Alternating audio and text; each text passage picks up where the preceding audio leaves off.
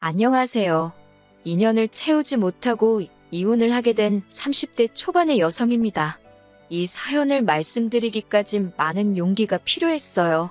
아는 사람한테 이야기하자니 너무 부끄러워서 이렇게 익명으로 사연을 적어봅니다. 남편과 저는 같은 건물에서 일하면서 알게 되었습니다.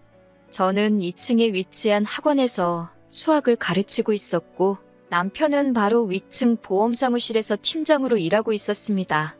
접점이 없어 보이지만 그래도 1년 넘게 오며 가며 얼굴을 마주하게 되니 어느샌가 서로 누가 먼저랄 것 없이 안녕하시냐는 짧은 대화는 나누게 되더라고요.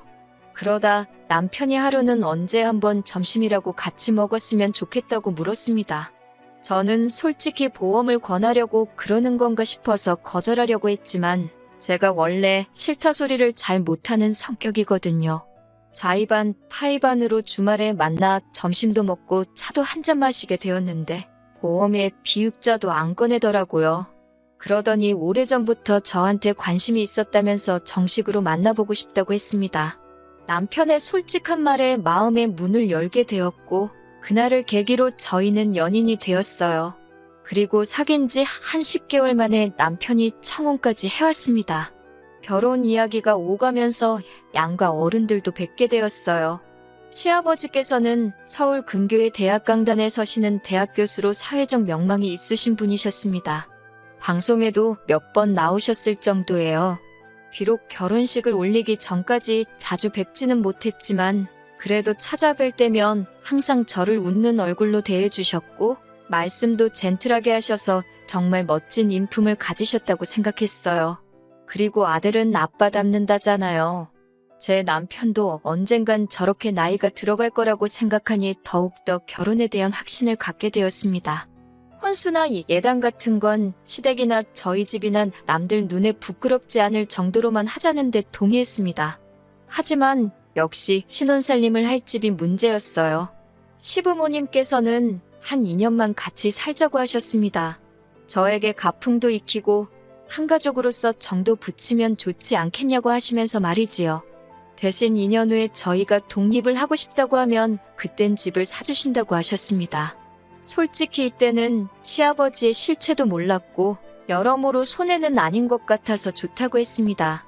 공짜에 눈이 멀어 제 팔자 스스로 꼬았다고 비난하셔도 어쩔 수 없지만 그때는 정말 이런 시부모님이라면 10년도 모실 수도 있겠다 싶을 정도로 인자하고 좋은 모습만 보여주셨고 약속도 지켜주실 거라고 믿었거든요. 하지만 열길 물속은 알아도 한길 사람 속은 모른다더니 결혼하고 나니까 그전에는 보이지 않았던 것들이 눈에 들어오기 시작했습니다. 시아버지는 제 예상과는 전혀 다른 분이셨습니다.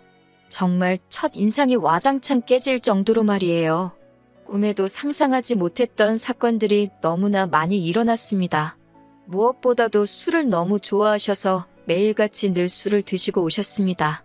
과음으로 인사불성이 돼서 귀가하시는 시아버지께서는 많지 않은 날이면 꼭 속옷만 입으시곤 소파에 누워서 주무셨습니다. 시어머니가 저희도 있으니 추태 부리지 말라고 어르고 달래면 방으로 들어가시는 수순이었어요. 때로는 새벽 한 5시쯤이 되면 일어나서는 곤히 잘 자는 가족들을 다 깨워서 약수터에 가자고 하셨습니다.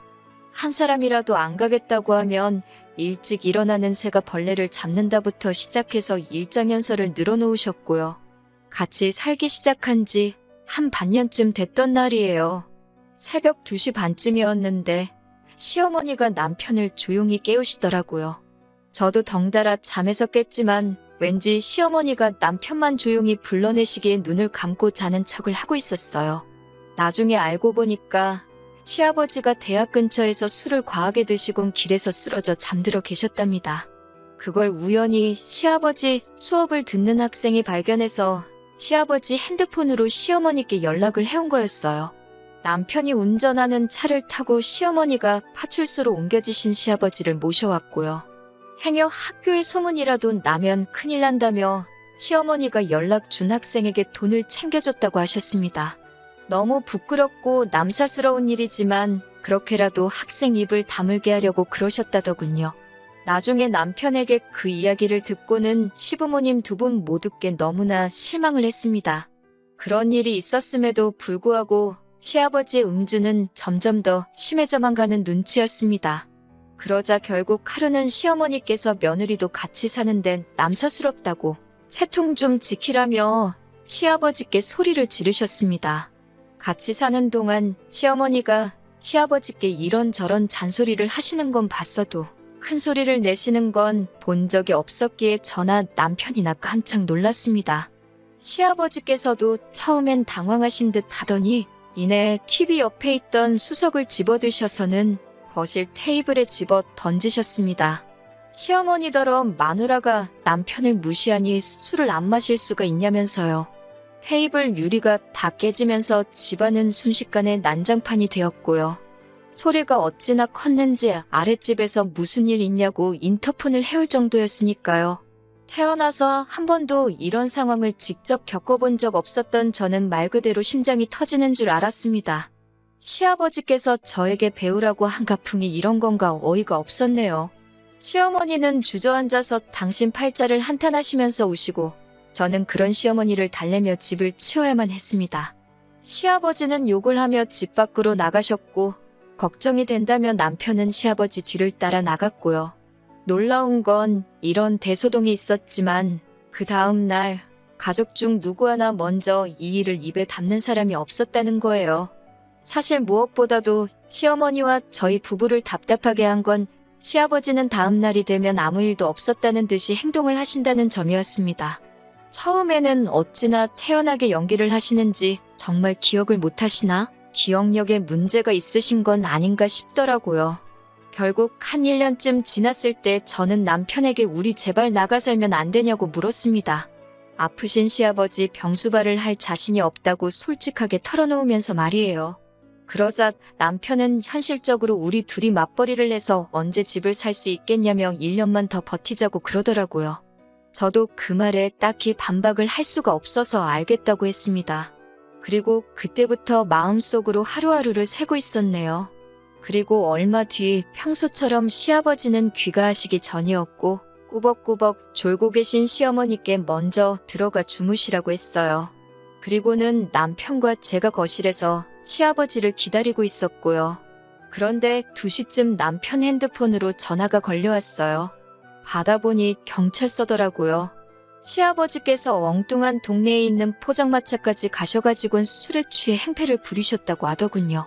옆자리에 중년 부부가 술을 마시고 있었는데 아내 되는 사람한테 치근덕거리다 싸움이 났고요. 결국 신고를 받고 지구대 경찰관이 나왔는데 그 경찰관한테 욕설을 퍼부으셨답니다. 남편은 그 이야기를 듣자마자 앞에 쩔쩔매면서 지금 당장 모시러 가겠다고 죄송하다고 연신사과를 하고 있었어요. 이게 무슨 개망신인가 싶었습니다. 그래도 다행히 시아버지를 알아보는 사람은 없었나 보더라고요.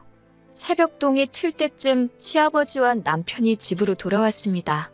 주무시던 시어머니도 소란스러운 소리에 깨셨고 저도 잠 한숨 못 자고 날밤을 샜어요.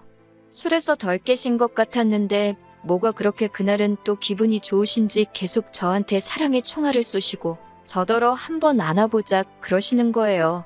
남편이 얼른 안아드리라 그래서 떨떠름하게 어깨동무식으로 대충 안아드렸더니 갑자기 제 팔뚝 안쪽 살을 꼬집듯이 주물럭 거리시는 게 아니겠어요. 저는 어색하게 웃으며 팔을 빼냈습니다. 그러자 또 어딜 가려고 그러냐며 제 손목을 잡아 끄시더니 제 팔뚝살을 또 만지려고 하시는 거예요. 그 순간 더는 아니다 싶어서 제가 시아버지께 왜 자꾸 만지시냐고 아프다고 그러면서 정색을 했습니다. 그제서야 시어머니도 왜 당신을 두고 며느리를 귀찮게 하냐며 억지로 시아버지를 모시고 안방으로 가시더라고요. 제가 남편에겐 너무 기분 나쁘다고 이건 시아버지 술 깨시면 한 번 짚고 넘어갈 문제인 것 같다고 그랬습니다. 그러자 남편은 대수롭지 않다는 듯 왜 일을 크게 만들려고 그러냐며 시아버지가 며느리 예뻐하는 것도 기분이 나쁘냐고 비아냥거리더라고요. 그리고 남편이 이 이야기를 시어머니께도 전달을 했는지 이튿날 회사에 있는데 시어머니께 전화가 걸려왔습니다. 당신들이 딸이 없어서 시아버지가 저를 딸처럼 생각해서 그러는 거니까 너무 기분 나쁘게 받아들이지 말라고요. 하지만 저는 솔직히 시아버지와 며느리 관계를 떠나서 기분이 너무 찝찝했습니다. 하지만 제가 남편과 이혼을 결심하게 된 결정적인 이유는 따로 있습니다. 시아버지의 음주가 결국 저희 부부의 발목을 잡았어요. 10시 정도로 약간 늦은 시간이었지만 음식물 쓰레기를 버리고 자야겠다 싶어서 아파트 1층으로 내려가는데 어디선가 쿵소리가 나더라고요. 놀라서 뛰어나가 보니 세상에 시아버지 차가 아파트 화단에 처박히듯 올라탄 나무를 받은 것 같더라고요. 제가 시아버지께 괜찮으시냐고 물어보려는 순간 술 냄새가 진동을 하는 걸 한 번에 알 수 있었습니다. 시아버지께 술 드시고 운전하신 거냐고 그러니 그건 저더러 알바 없다면서 저한테 앞이 찌그러진 차에 타라고 하시더라고요. 제가 왜 그러시냐고 다치신 데는 없냐고 얼른 구급차라도 불러야 하는 거 아니냐고 하니까 됐고 운전을 제가 했다고 하라더군요. 제가 그게 무슨 말도 안 되는 소리냐고 아주 난색을 표했습니다. 그러자 시아버지께서는 내가 대학교에서 잘리면 니들 집은 어떻게 사주겠냐며 어차피 일해봤자 저한테 크게 피해갈 일도 없으니 누가 묻거든 제가 이런 사고를 냈다고 하라셨습니다. 몇몇 이웃들이 무슨 일인가 싶어 밖으로 나왔고 저와 시아버지는 그 몇 안 되는 군중 사이에서 실랑이를 하고 있었습니다.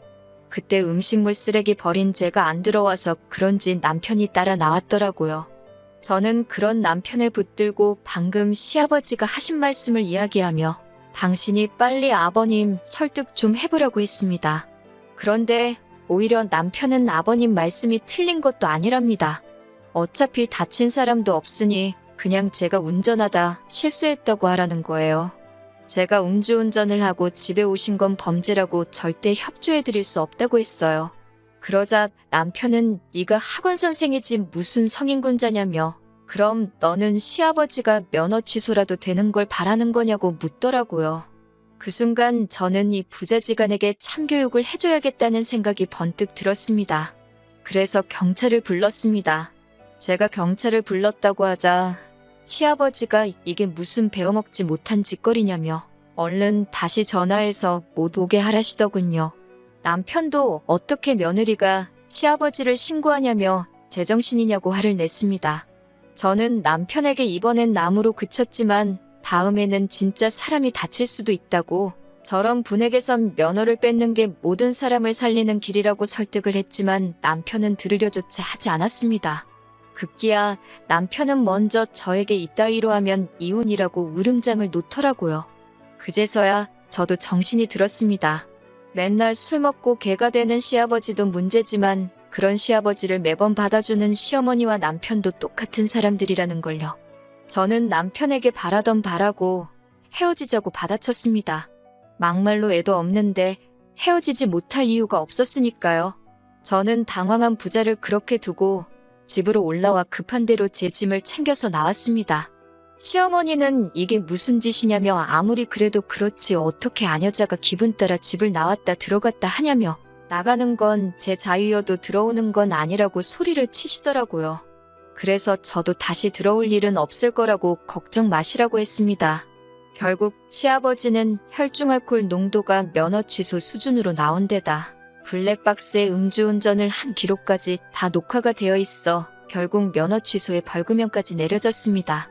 남편은 그제서야 자기가 잘못 생각했다는 걸 알았는지 저에게 다시 한 번만 이해해달라며 싹싹 빌었지만 저는 소송을 불사해서라도 이혼할 거라고 말해줬어요.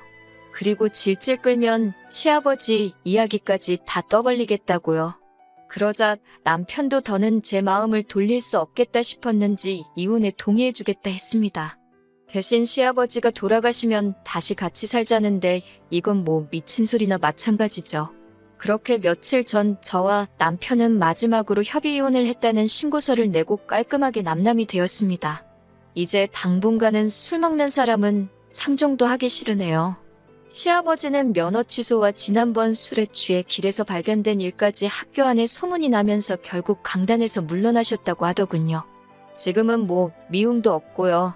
그냥 시아버지가 건강관리 잘 하셔서 오래 사시면 좋겠습니다.